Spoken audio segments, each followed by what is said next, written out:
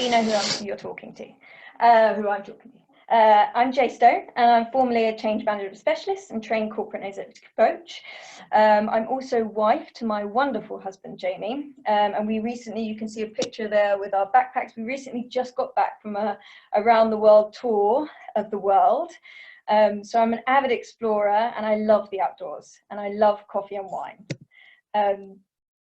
Now, I've worked in the corporate world for about 10 years, initially in event management and project management, and then change management. And I've been working in kind of the coaching and leadership field for about 5 years, working with a range of organizations and women from a variety of professions. Now, I'm not telling you all this to brag. I'm telling you all this to demonstrate competence. Okay, why? Because during change and uncertainty, one of the biggest things that we crave is competence in those we're placing our trust in. Okay, because when there's lots of change and uncertainty going on, we feel a bit wobbly, and trust is such an important element. So in terms of building trust with your teams, showing your competence, that's not needing to know everything and needing to know the answers, but getting yourself into a place where you are calm and composed and able to problem solve is critical when we're talking about dealing with change and uncertainty. So what I want you to do is, there are going to be a few of these yellow slides. So if you've got something to write and write down, or something to jot on your phone, if you could write the numbers 1 to 10, and there are going to be 10 C words, and you'll know them by the yellow slides. I'm giving you big hints here. The 10 C words that make up the good change. So delivering good change encapsulates these 10 things. So as you go through, note them down, and then we'll see at the end who got the answers. So we talked about competence, and right now you are placing your trust in me to answer a big question: what to do when we don't know. So throughout this session, we're going to cover how to deal with change amidst so much uncertainty. We're going to look at managing your emotions and the emotions of others. And we're going to look at leading teams through challenging times. Okay, so now this is a highly unprecedented situation. Okay, the New York Times recently published this statement. No one has a playbook for this. COVID-19 has already affected every part of the ecosystem, right? No one, not even politicians, top CEOs, scientists, really know exactly how it's going to play out. And there really is no right way here right now. Now, the reason I got into this field in the first place was to never feel like this again. Never to feel like what I think a lot of us can relate to.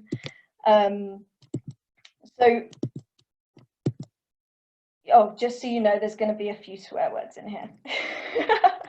But I think it's really apt for the times. Now, all that said, I want you to know that you are not powerless. You didn't choose this situation, but we can choose how we show up. Okay, we can choose the type of person we're going to be. Now, if you don't follow Mel Robbins, I would really recommend following some of her stuff. She's a tough love type of coach, but she's really, really great at just getting at the core of things in really short and snippy ways.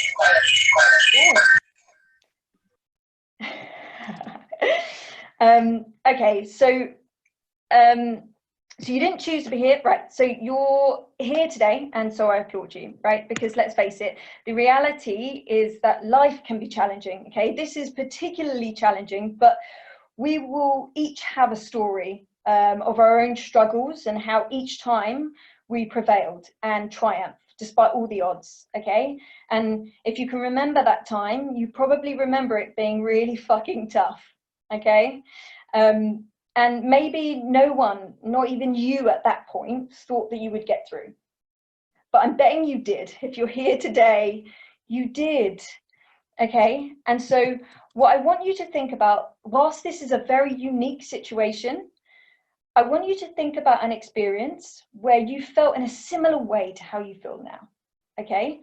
Or if you can't think of an experience where you felt like this before, this is a completely new emotion to you, think about a character or a movie or a friend that you know has gone through some form of experience like this and has felt similar emotions. What did they do that helped them through that time? Or what did you do that helped you through? If you're comfortable, stick a few of those in the comments, because we can have a look at those and make sure that we can kind of cover them. So if you're comfortable, stick a few of those things, and it could be a mindset that you created, it could be a mantra that you had, it could be somebody that you relied on that really, really helped you through. It could be a lifestyle change that you made. It doesn't matter what it is, pick that something that helped you through the last time. Okay? So whilst you're adding all those, and before we really, really get stuck into this, I want you to know I've kind of told you all my professional credentials just to build some credibility and build that competence. But now I really just want to share my personal story with you and why I started this in the first place and getting into this. For me, I had a very volatile upbringing. Okay, so my dad was in prison for most of my childhood. And my mum raising 5 children basically on her own as a single parent. So we grew up, we were not without love, that is one thing, and we were not without company. There were enough of us to keep those two, but we did grow up in a very uncertain and chaotic environment where, you know, criminals were uncles, where drugs were a common theme of conversation. Our house would be raided by police, and my mum would hide the $50 bills. Okay, they weren't dollar bills, but that sounded better. They were pounds, like £50 into our books on the bookcase, right? So we grew up in a very, very uncertain and volatile environment. But my mum was always the constant. Okay, she was always our certainty. She was our center of everything, and she was the planet that we all just revolved around. Now we fast forward to about 7 years ago when she passed away. And she passed away of breast cancer. And the certainty that we all relied on so much just disappeared in an instant, and it was gone. And around the same time, my company went through a huge period of change, and it knocked me for 6. I know what it feels like to be paralyzed by that uncertainty and that worry, and feeling powerless to support myself and those around me, all the while dealing with all the crap and the shit at home, whilst being unsure as to whether I was going to be made redundant or not. So I saw how HR practices could just completely degrade and humiliate people. I saw formidable and inspiring women, both friends and colleagues, worn down to just exhaustion. And I really felt that sense of vulnerability and that powerlessness that so much change and uncertainty can create. And I just got hungry. I was so outraged by the injustice of it all. And I think it was at that point, and I think it was at a point where I was just after I just, you know, cried my eyes out at my boss because they put us through this competency assessment that, as you can imagine at the time, was demeaning and terrifying. But it was at that point I vowed to never be in this position again. Never to be powerless, without choices, without control of my life, without control of my emotions, and just feeling completely degraded. So the control freak I am, and I know most of you are project managers here, so I know you can relate to control freak syndrome. I wanted to find change, right? And I wanted to beat it into submission. Okay, so I was determined to make change my bitch. And this has actually become the tagline of a program I'm running. I haven't got time to go through it now, but it carries a lot of weight. It carries a big punch for me. I spent years, basically, after that point, I spent years researching and understanding how to take change and uncertainty and turn it on its head, right? And in the time we have, I want to share some of the few tactical things that are as part of this toolkit that we can really, really, really implement right now in our lives, not only for us, but our teams and our families. So to reduce some of the uncertainty here, I want to show you the journey we're going to go through. So you might recognize yourself along these lines, or you might recognize somebody that you're leading, or your family members who are somewhere along here. So I call this the art and science of make change your bitch. And these are the barriers to almost overcome. So going from a feeling of being quite wobbly, confused, and a bit powerless maybe, so unsure about how you feel, up and down, no sense of direction. That's at the first port. And then you go, okay, well, I'm not really sure what to do. I'm feeling a bit out of my depth, out of my control. And if anything is relating here, just stick those in the comments. I'd be really, really interested to see which bits actually are relatable. So if you can, stick some of those comments in. And then the final piece is kind of struggling to support others. So that's either struggling to support others because you're struggling, or struggling to support them through what they're going through. So maybe they're going through something emotionally that you can't understand or resonate with, or maybe they're just not getting on board with change. Okay, so what I found during my years of research was that there was usually two types of people. Okay, so those who were really exhausted by change, and I know we can all relate to that, and this really fast moving world, and those who were really excited by it, but were still really exhausted too. So these people weren't immune to being exhausted, right? But the second type of person, they had a different perspective, a different mindset. They very quickly saw the potential that change uncovered. So whilst they went through the same emotions, and you could see that that happened, they kind of moved through that process a lot quicker, and got to a point where they were looking at what opportunities this could open up to them. And we're seeing this right now, right? So whilst most people are completely losing their heads, and stocking up on toilet paper still, there are people and companies being made out there, right? So they recognize that change is inevitable. They are pivoting, they are innovating, they're adapting. So this is one story I read about this morning. So Italian Nonnas is actually a very, very famous Italian restaurant, and they're most known for making pasta, but they do these kind of workshops. Now, obviously, and these are live workshops, so people come to their workshops and in the countryside, and they do this. But and it's run by their family grandma, and she's very old, and she's still doing this now in her old age. But obviously, sadly, due to what's going on at the moment, they've had to shut down their workshops. Now, her granddaughter came up with a brilliant idea to take all the classes online. So now they're not only serving the few tourists that would get access to them, they're now running workshops across the world. And this has happened in the last few weeks, right? Old granny from this tiny little village in Italy is now online and doing this, right? So I just love this story because I got a little bit emotional about it. It was just, that this woman who obviously felt that she would never be able to recover from this. And it took just an idea to shift it, to pivot a bit, that changed everything. So these types of people, right, they don't necessarily ask the question of, what do I do when I don't know? The question they ask, or the types of question they ask, is how do I use what I know to thrive? And it's a totally different question. It's reframing it. So instead of I can't do this, I can't cope, how, I'm not going to be able to do this, it's reframing the question, what can I do? How can I do this? So I was determined, right, to be one of these people who could make good out of a bad situation. I didn't want to just survive. I've got to be honest. I wanted to be successful. Like, I initially got into this to win.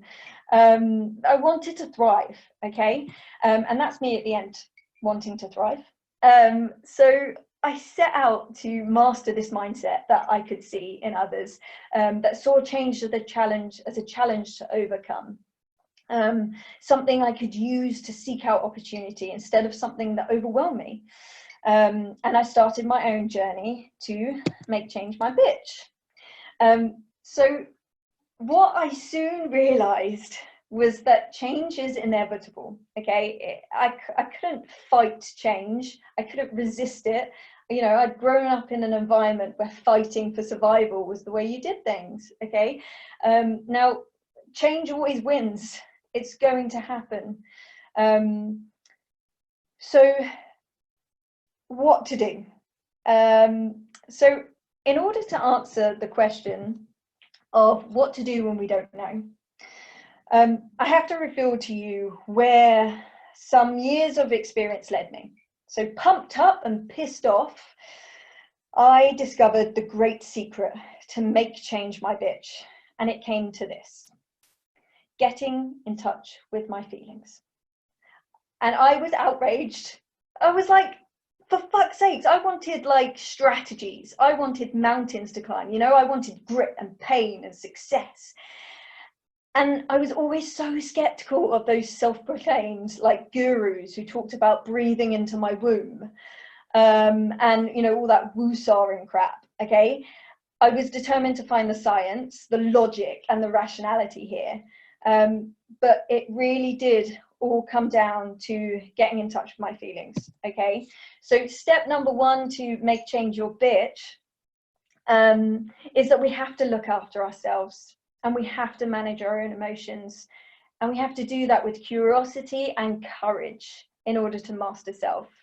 And the science, and I'm going to tell you, I'm not going to just tell you what to do here. I'm not one for advice. This is, I need to prove it to you. So the science proved all of this in so many ways, okay? But I can only touch on a few right now. But the brain is wired, okay, to hate change and uncertainty, right? It's actually working against you in terms of being able to consciously manage your emotions. Now, that being said, I'm going to explain why that is. That being said, you can hack this. Okay, so who has come across fight, flight, or freeze? If you've come across fight, flight, or freeze, just stick a yes in the comments for me. But I'm going to briefly run through it. Thank you. I'm just going to briefly run through it. So my research brought me to understanding a bit about neuroscience. And this is all about how the brain works and how the brain has evolved, because this is where everything stems from. And I promise you, this is going to blow your mind, because it did mine. Okay, so I want you to imagine, and I've got to admit, I've got a double C in science. Okay, everything I do, I love science, but I have to really, really simplify it in order to understand it. So I'm going to simplify this grossly. So if there are any neuroscientists on this call, I'm really sorry.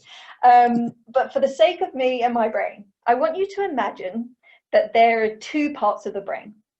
Okay, and one part is the primal part of the brain, and that is the oldest part, and it's the part of the brain that we actually share with most of the animal kingdom, right?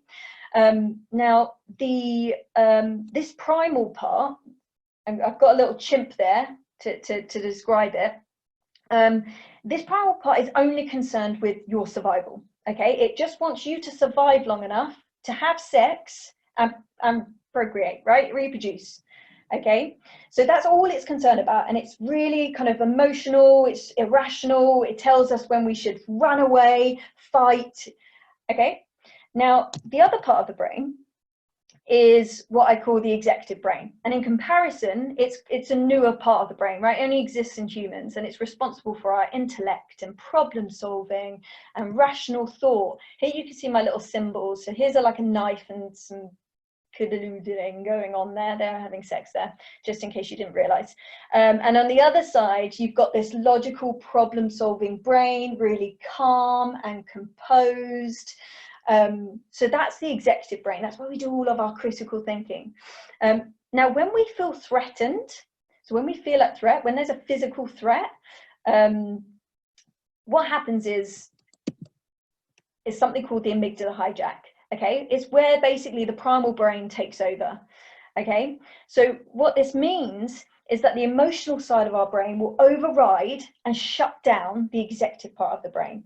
So the one, you know, the part of the brain that we need for problem solving, especially in a crisis, when we need to make really tough decisions, yeah, that part of the brain shuts down, because the brain thinks we're in danger.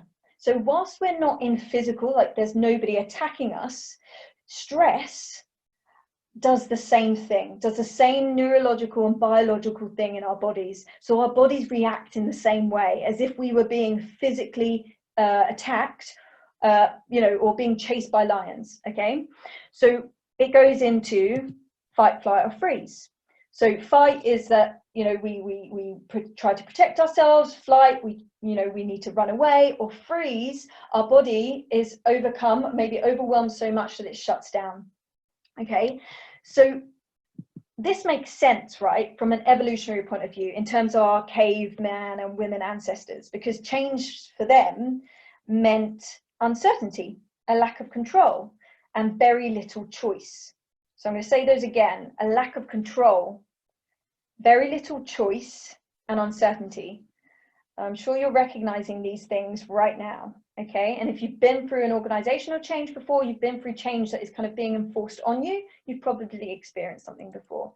So change, so our brains have not evolved that much. And has anyone seen this film, The Croods? Like, so basically he's the father has this motto: fear is good and change is bad, right? And that's exactly what it is, if you need to understand this concept. So when we feel that we don't have control and choice, and we feel uncertain, it comes out in our behavior as resistance and discomfort. Okay, so what our brains crave the most is control, choice, and certainty, so that it can ensure that we feel safe and secure. Okay, so that we can survive and we can go on to have sex and reproduce, right? So the point is, when we don't have these things, we can feel out of control. And even though the threat is not physical, we react in the same ways. What are some of those things that we react, right? So our heart rate speeds up, right? And we rush to get, we get a rush of hormones. This is like adrenaline coming in. This creates a surge of energy that's strong enough to really, really fuel that fight and flight. So if you've ever been in a situation where you have to go up on stage and you've ever got that rush and you started to shake, that's the blood going to your muscles, and there's this excess of energy. So what happens is that energy we have to expel that energy in some way, so we can have quite strong emotions, and we can get defensive and angry, and sometimes we cry. And we might shout at others, and then bid to dispel all this energy that we've got and maintain some kind of control and order. So blood flows to our limbs. This is about kind of making it easier to strike an enemy, but it can cause us to tremble and shake. So all super useful. This is, the blood flushing through our bodies, so then we go really red in the face. Humiliating when you have to stand up in a meeting and suddenly your face just goes red, and it's because we feel a threat. Okay, so all super useful if we're being chased by a lion, but not useful when we're trying to have a constructive conversation about how we're going to deal in a crisis, and especially not useful because of all the blood being prioritized to different parts of the body. That means less blood going to the brain. Okay, which means that all of our cognitive functions, so our brain functions, reduces. So out goes problem solving, out goes our ability to collaborate, out goes our ability to critically think through things. It also can cause us, the freeze response, that can cause us to kind of slow down our breathing so much that sometimes we forget to breathe, or we have really short and shallow breaths. So we're not getting enough oxygen to our brains. Okay, so essentially what is happening here is that the emotional, more primal part of the brain is taking over. Okay, so why I wanted to get through this bit of science is that how important it is to manage our stress, and each of us will respond to stress in a different way, but managing it to the point where we can calmly and with composure handle what we need to handle is so important. Okay, so this is why kind of getting in touch with our feelings and our emotions is so important. So emotions, in essence, right, the core function of an emotion that you feel is just a sign. It's a signal to you that something's happening that's a threat and that you need to think about it consciously. Okay, So we can actually use these signals instead of being afraid of them, instead of becoming overwhelmed by them. Use these signals as signs and nudges to consider what exactly is going on. Let's get under the surface of what this fear is, and let's kind of address it at that point. Okay, so we have to prevent these instinctual processes from happening because they're unconscious. So what happened when you know, I was in front of my boss and I started sobbing? I don't cry. My friends call my tears unicorn tears. So what was it that happened that I was overcome by emotion? It's this instinctual response. And so managing this before it takes over, before that amygdala hijack happens, is so critical. So that's what we're going to be talking a little bit about now. Okay, so the first part of that, and if you roll your eyes at me, I won't blame you, okay? But we really do need to get in touch with our feelings and what's really going on. So I work with clients and they say, oh, you know, I'm pissed off, I'm angry. My husband says that all the time, I'm angry. And actually, what was it really about? So there was one example, actually. We were at the shops and I've got to admit, all we needed was milk, but we got milk and we got chocolate and we got wine and we got all the things that, you know, we knew we were going to be judged for. So we got to the counter, and this was just a few days ago, and his card declined. So we're there in this queue with all this chocolate and all this wine, and people are looking at us like, was this seriously a priority? So he's getting like angry and angrier because he's trying to like transfer the money, but this emotion is coming out as anger. And you know, he snapped at me, he stormed out, and I walked out, and you know, I didn't show him this will. I certainly wouldn't tell him to get in touch with these emotions, but just through, you know, like a few questions, I was like, what happened there? Like, why did that get to that point? And he was like, I was embarrassed, it was humiliating. So you see, like, understanding what it actually is really key to kind of addressing it. So at this stage, I want you to write 1 to 3 feelings. Okay, have a look at this diagram, 1 to 3 feelings that you're experiencing right now. And if you're happy, stick them in the comments. Okay, so 1 to 3 things that you're feeling right now. So this is not only important for us to do, but trying to get our teams, our families to reflect, even if they don't inform us or tell us, reflect on how they're feeling. Just by bringing awareness to some of this will help to mitigate this automatic response that takes over.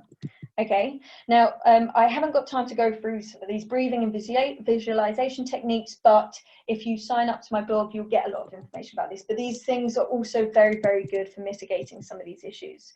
Okay, so based on the neuroscience, we know that our brains crave what?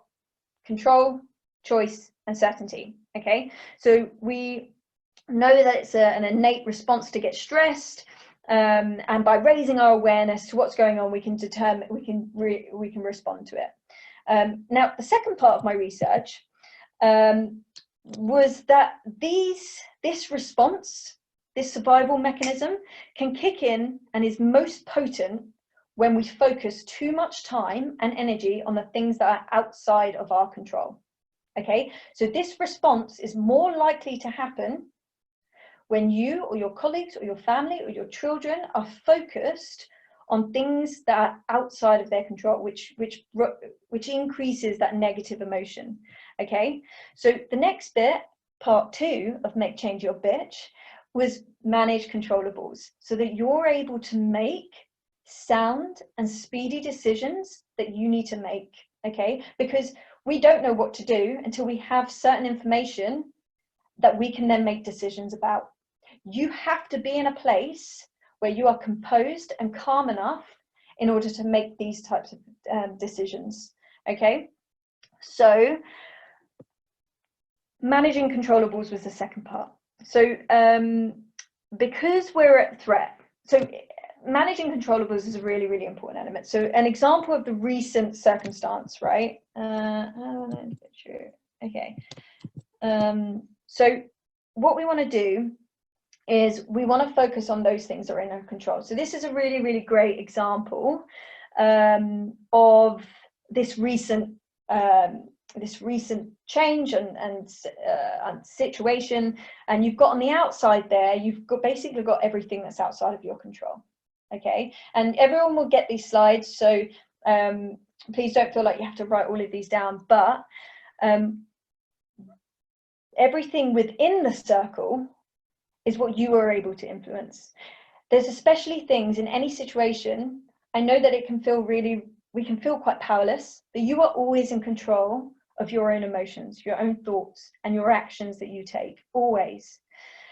Now, this is a really, what I want you to do is I want you to draw out a circle and draw a circle within it, okay? And so draw your outer circle, and I want you to think about something that you're grappling with right now. Okay, so it could be the fact that you're working from home, that you've got a team now that you have to manage who are working from home. It could be that you can't get your kids into a routine, whatever it is. Think about something you're grappling with, and we've only got time for one or two, but you can do this on your own. I just want you to think about one or two things that would go in that outer circle, so the circle of concern. So the circle of concern are things that concern you, right? And they matter most to you, but they are not within your complete control, right? So they concern you. So like climate change concerns me. Now it is not in my control to make that situation better, right? Completely. And then in the inner circle, I want you to think about one or two things that you are in control of. Okay, so for example, I'm not in control of climate change. So that goes into my circle of concern. But what I am in control of is recycling, and I'm in control of sharing really great eco products to all my friends and my family, and getting my dad to recycle by setting all the bins up for him and labeling all up. Those things I am in control of. Okay. Now, when we focus on the things that we do have control over, not only are we far more effective and productive, but we are not overwhelmed by everything that we just cannot do anything about. Okay, so by working in the inner circle, I can contribute to that positive change that I want to see, and by letting go of the things that I don't have control over, I can look after my well-being at the same. You can do the same for your teams. So if you're doing this as a team, you think about a project that you're working on, and we all get frustrated by stakeholders who don't listen, or they change their mind. There's so much that you're not in control of. You're not in control of the fact that your stakeholder changes their mind, right? And it completely changes the brief. What can you work on in your circle of influence instead? Okay. So, so with this, I would really, really recommend you thinking about these things with your family and your team. So we know that we need to create as much control, choice, and certainty as we can. And that's not only for ourselves, but for our teams. How can we work with our teams to create that for them? So how can we communicate and co-create more with our teams?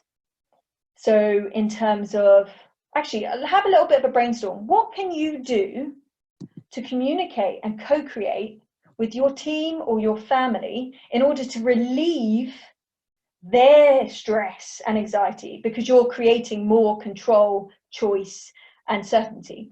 So things like, instead of creating the routine and schedule for you and your team, how can you co-create it around everyone's kind of preferences and energy levels?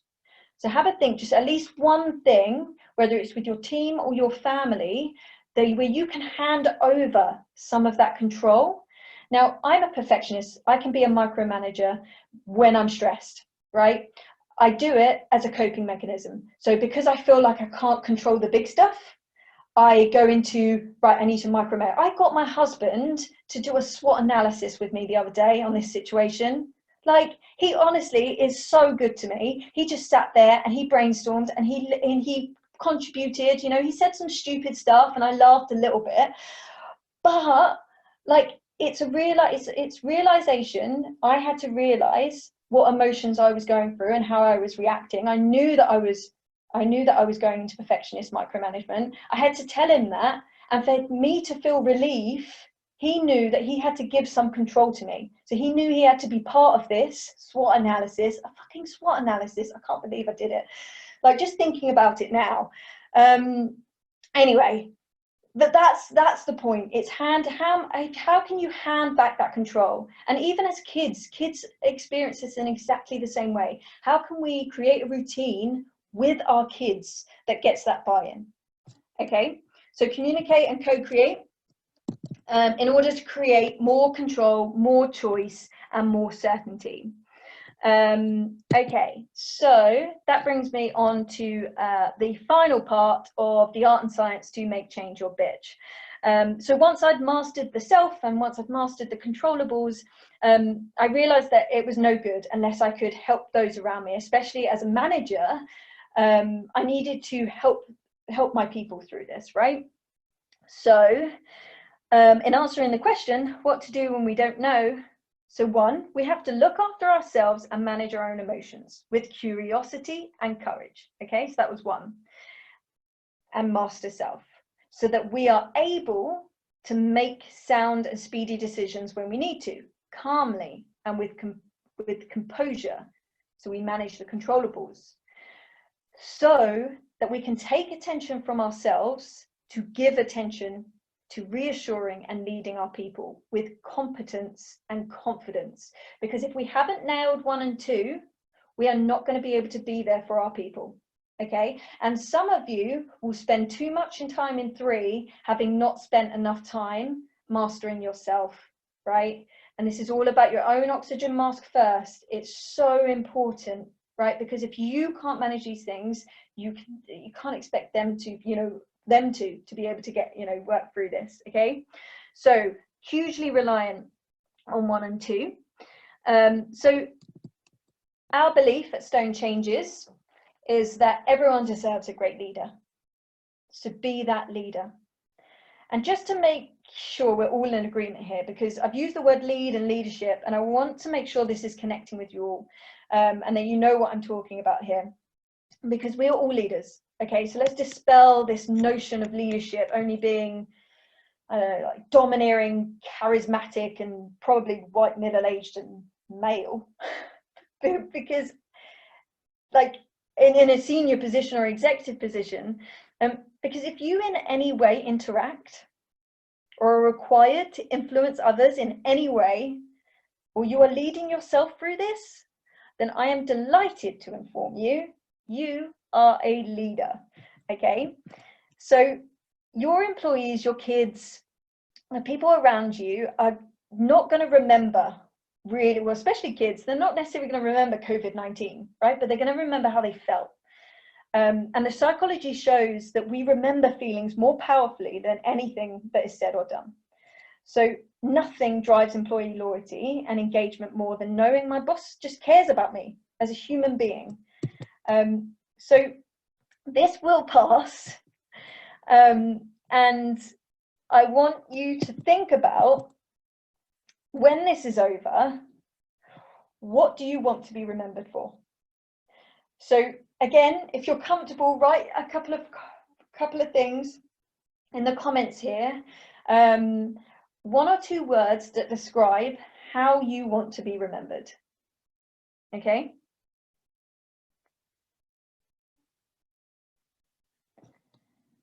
All right. Now I'm running out of time, and so I'm going to show you this change curve, and you can go away and have a look at it, or if you input, I've got a link at the end of here. I will be doing another webinar on this specifically, but whilst neuroscientists have done a great job at explaining kind of the threat, the instant response we have when there's change and uncertainty, psychologists have shown us the kind of the process we go through. And they've likened it to the process we go to when we've lost somebody. So when we're grieving the loss of a loved one or a pet, they've likened that emotional roller coaster. Okay, so why this is great to know for yourself and your people is if you're able to identify where you are on this scale, okay, you can work through it. Okay, just by knowing this and bringing awareness to it, you can start making your way through this process. Now, everyone goes through this process. The difference is how quickly people go through. So if you've built up a sense of resilience and understanding and awareness around how you feel and some of the working in your controllables and some of the things we've talked about here, you will move through this process a lot quicker. Now, as a manager, you can help your people, one, by showing them this. Awareness of this is the best thing you can do, but also by having compassion, okay? Compassion for where they are, because you will not have, whilst everyone is in the same boat, and I'm saying that because we are experiencing something similar, but we're really not. Everyone's circumstances are different. Everyone's feelings are different. Everyone's going to be managing this in a different way. So compassion is a really, really key one. Okay. And just to finish off, there's some really, really, I think, obvious ones here, but connection, especially in this situation where we're more remote than ever, we're not getting that one-on-one. So as a manager, really, really important to kind of keep that connection going. And, you know, remembering that relationships are the lifeblood of your projects and your business. Coach, don't boss. So again, this is about giving people as much control, certainty, what's the control, certainty and choice as possible. So by coaching people, you are in no way telling them what to do. You're simply asking them questions that allow them to think through and problem solve. Okay, so coach, don't boss, and celebrate is a real key one. Okay, so there's something called the bright spot. Okay, because change is so difficult, right? Because we find it emotionally difficult. Actually, we find learning, I imagine today could have been quite heavy for you. I've tried to not make it so, but actually learning something new when we're in a state of uncertainty is actually really, really hard, because our brain, there's so much going on internally at that point. So celebrating really, really small wins, like having got out of the house for 10 minutes, like baking a cake, like, you know, getting out of bed and getting dressed. Honestly, by doing these, by celebrating the progress, we actually get this dopamine hit. It's almost like when you eat chocolate and you get that rush. That's what happens when we make progress, and we want to do it over and over again. So celebrating ourselves and with our teams is key. Okay, I have drastically, I think, overrun. So these ones we've already gone through. So my final note, thank you so much for your time. If you go to www.stonechanges.com and you input your email address, you'll get updates on some of the other things I was talking about. And